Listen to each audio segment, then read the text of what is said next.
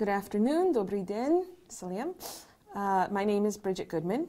I'm an assistant professor of multilingual education at the Nazarbayev University Graduate School of Education.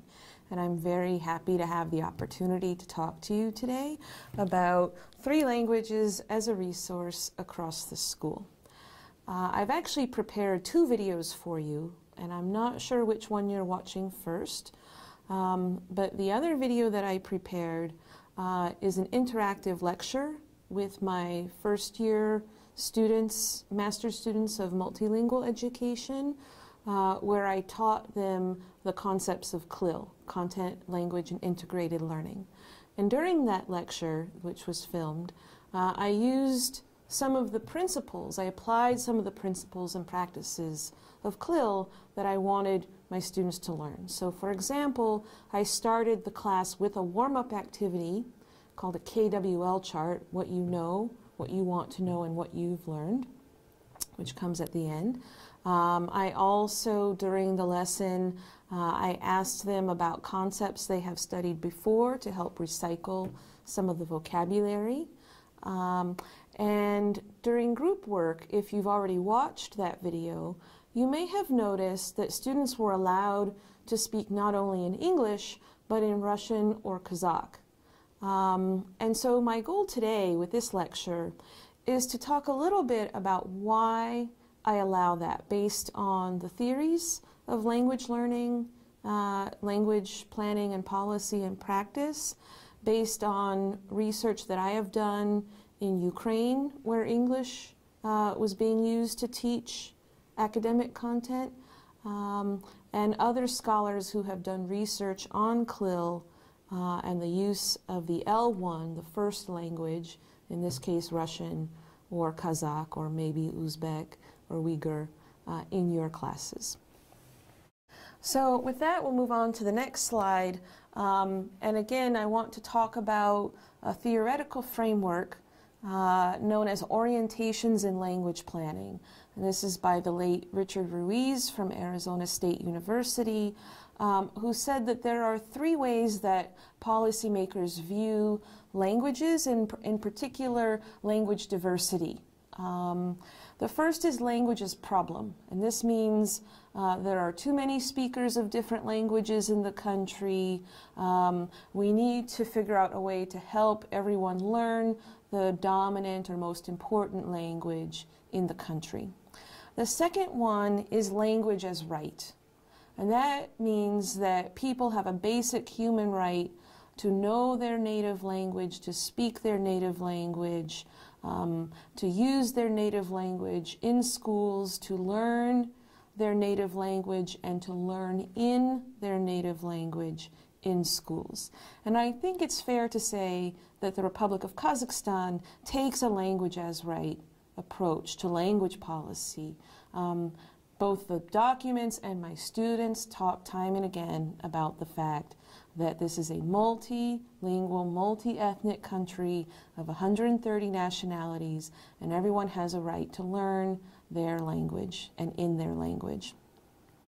And then finally, Ruiz says that we can go beyond even seeing language as simply a right, but seeing languages and knowledge of multiple languages as a resource for everyone. And I think this is partly the goal of the trilingual policy of the country, is to make sure that everyone has 3 languages at least, Russian, Kazakh, and English, as a resource.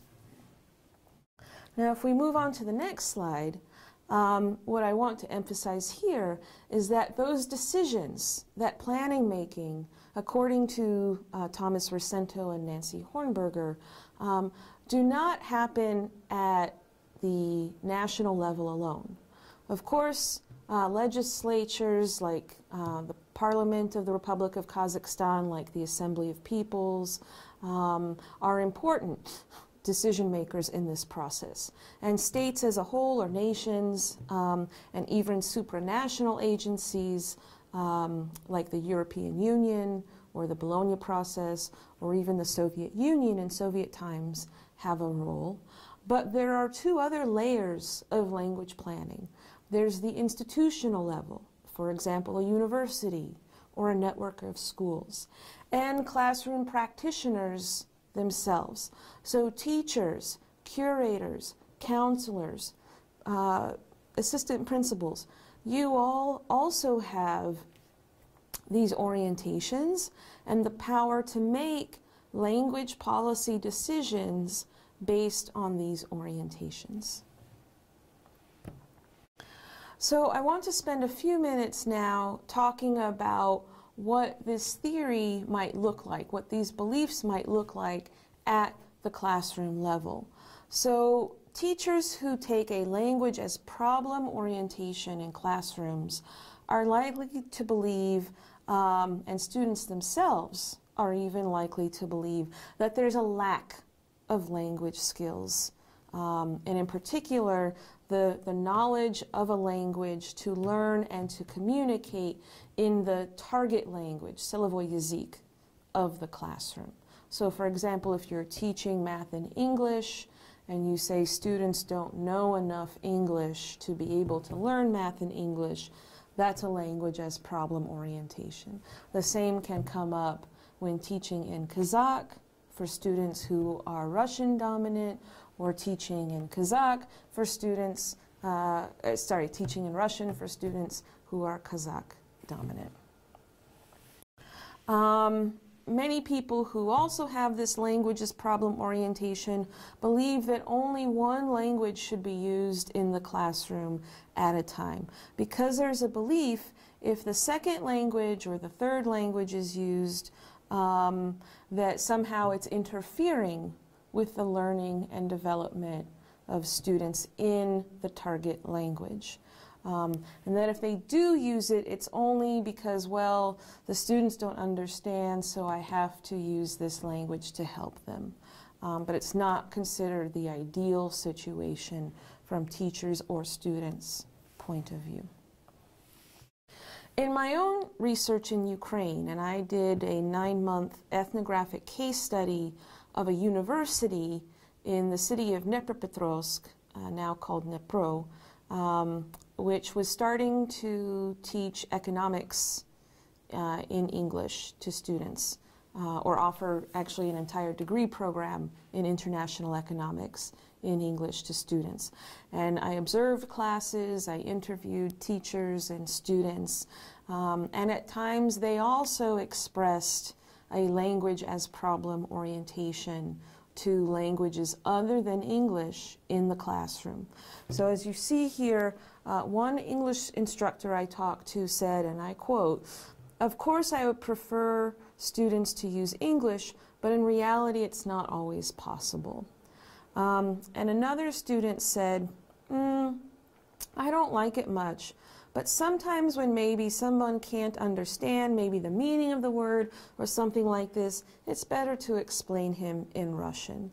I would like to point out that both the instructor and the student are speaking with me in English in these interviews. This is the original English language that they were using, and yet they see that using other languages may be a problem for development. And at the same time, the same instructor recognizes that using other languages in the classroom can be a resource. So this is a transcript from a video I recorded of an English medium lecture. And English medium means преподавание на английском языке. This was a psychology class. So the teacher says, "I as a teacher also belong to your small group, an academic group, but the relationships between you and me are official.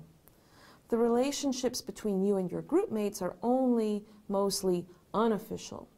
The other types of relationships are the relationships of control, управление, and relationships of subordination, подчинение. Well, I believe it's clear.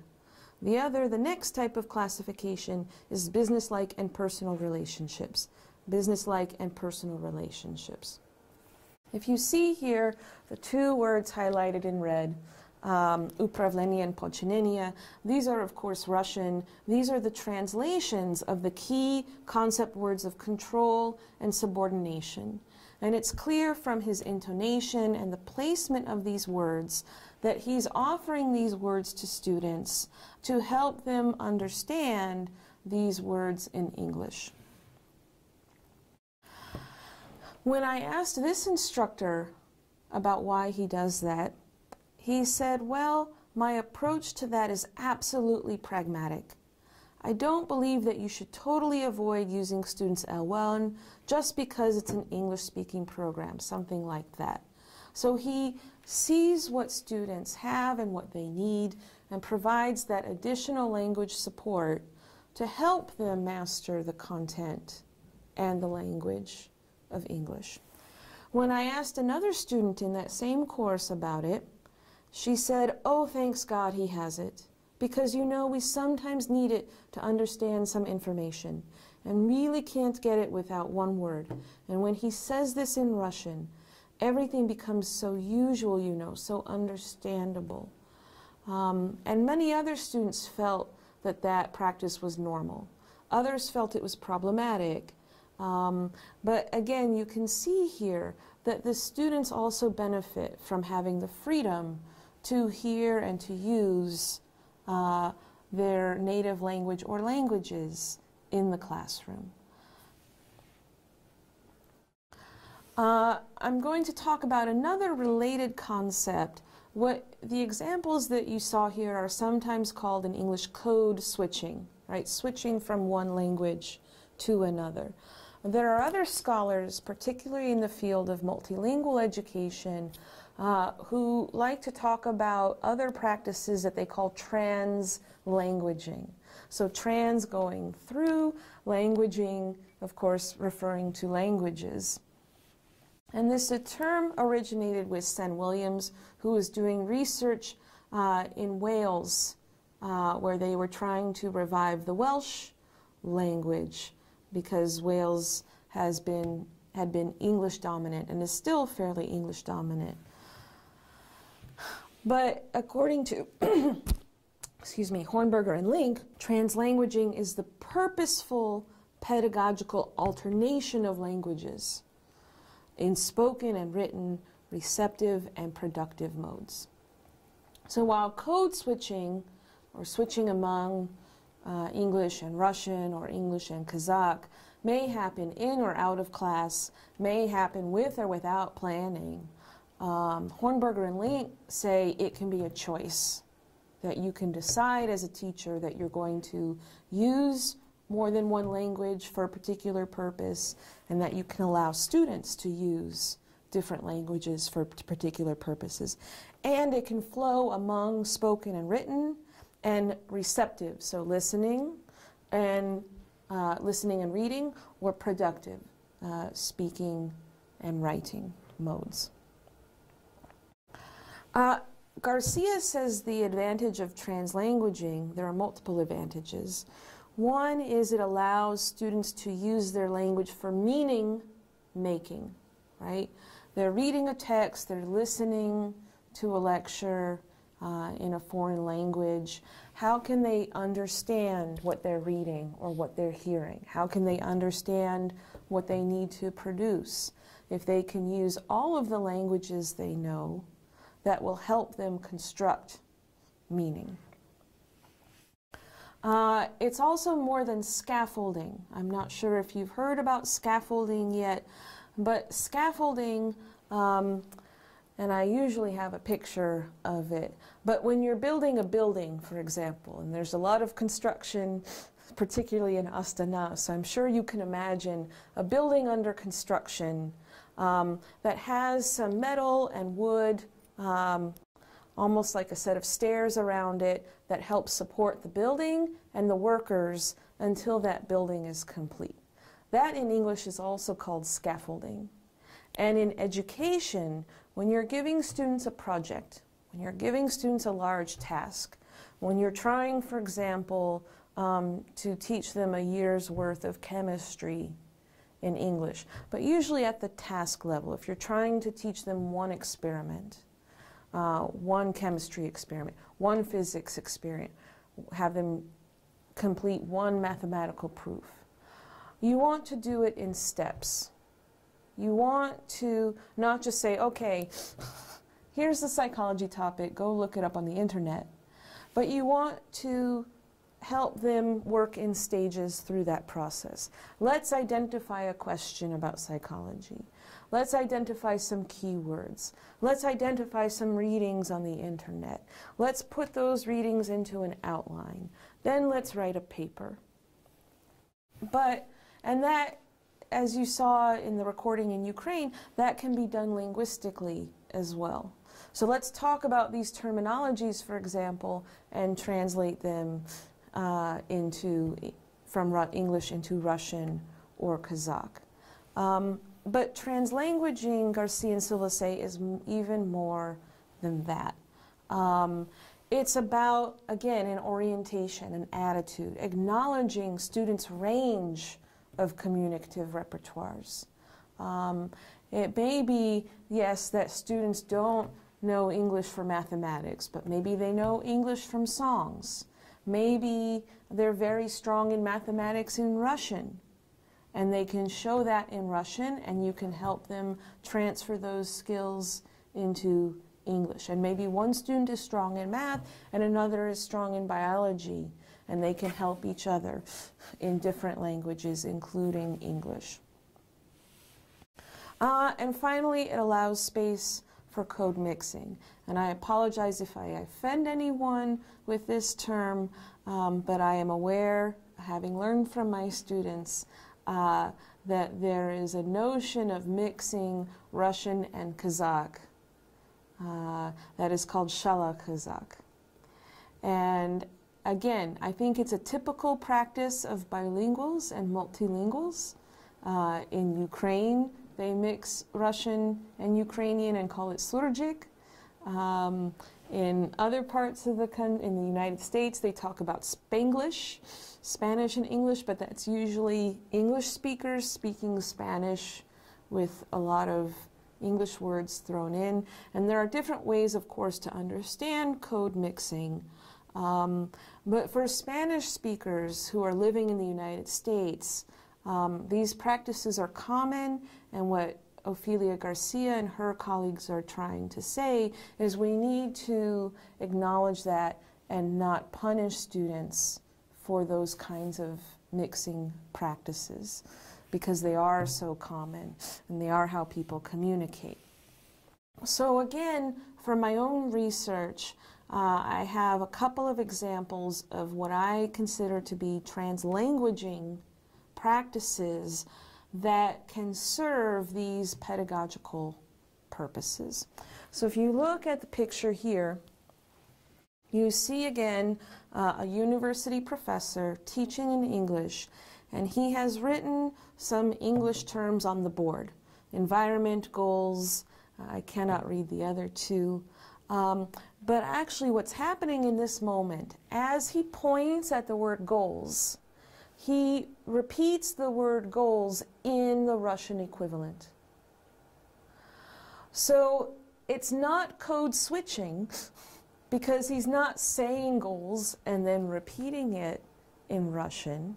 He's actually giving students the input in two languages simultaneously. Once in the written mode, in English, and once and in the oral mode in Russian, right? So the students have a chance to process it simultaneously. And another example, and I hope the PowerPoint comes through clearly, but if not, I'll read it through in the original. Now this is from a group of third-year economics students who were taking only one subject, international economics, in English. And this was a seminar, not a lecture. They were put into groups and asked to write questions that could be used as a quiz for other students. And Luba, these are not real names, of course, these are pseudonyms. Luba says to her group mates, We will give the one peculiarity and the question, what period of time is this peculiarity? Now, Tamara then asks a question in Russian and English. Как это принадлежит? Depends? And Anya replies in English, depends to. And Tamara says, da, depends to. And then Nadezhda says something interesting. She says, si. Yes, and si is actually a Spanish word. Now remember, in this university, students in the 3rd year of economics are starting to learn a second foreign language in addition to English. And Yuri starts to question Nadezhda's use of the word si, yes, and Tamara says yes in English. Nadezhda says si, yes, then Yaroslav says ja, which is German. And again, Tamara says si, yes, and Luba says, and one more question, oui, oui, which is now French, and the students start laughing. But then a conversation starts about their language repertoires. What other languages do they know? What are they studying? Tamara says in Russian, Ty germanka, как будет по-немецки? And Nadezhda says, Кто germanka? Anya germanka. And Tamara says, Немецкий учишь. Right? So they're even going back and forth about whether you are German, like maybe have come from a German-speaking country, or whether you're studying German. And Luba says Francuski, meaning she studies French. And Anya says, Мы немецкий учим, we study German. And suddenly, now they're just playing. They're saying words in different languages. Ya, si, oui, ya, ya, ya. And then Tamara asks in French, Tu es allemand? Est-ce que tu es allemand? So she's starting to practice her French. And now Tamara's starting to switch to Swedish. And then Luba brings it back to the task to say, so, the next question. So again, it looks like they're just having fun. It looks like they're not on task. But if you go from the beginning to the end of this transcript, what do you see? You see that they're focused on the task and that they are then trying to provide the correct meaning, to understand how to express that meaning in English. They find that word, and then they start to reflect on the other languages that they're learning. That even though they're getting all of this instruction in English, and they're clearly Russian dominant, there's no Ukrainian in here, and they're starting to learn other foreign languages, there's a slip, but it's not a fatal slip. It's actually, from my point of view, a sign that any language they're learning is becoming part of their multilingual identity and is a resource for them. They didn't say, oh, don't use French, don't use Spanish. They were genuinely interested in what languages other students were learning and using because they see all these languages as a resource for communication, but also for learning.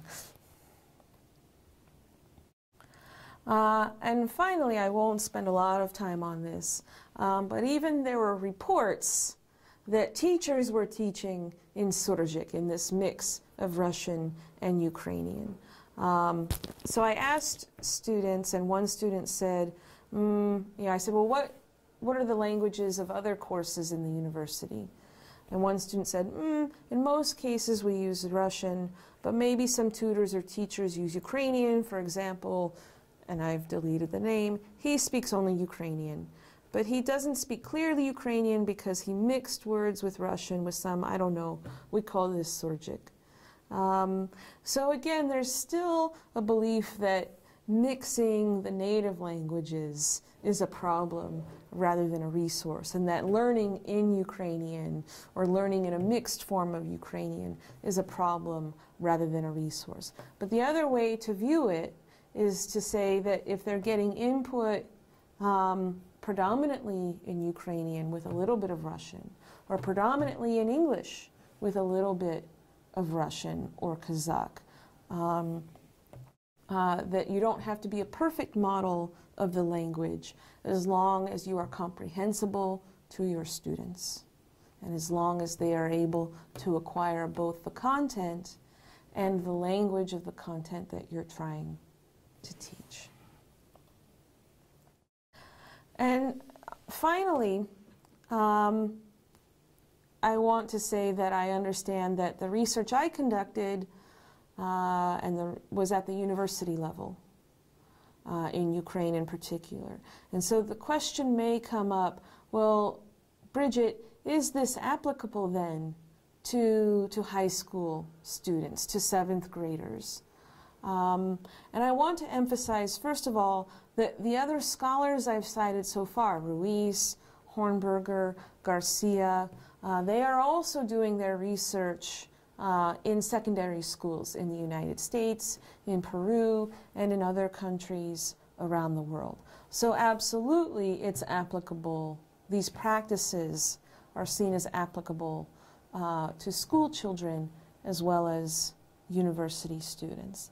And again, you may ask the question, but then is it applicable to CLIL content classes? Maybe our purpose, maybe our role is to only teach in English.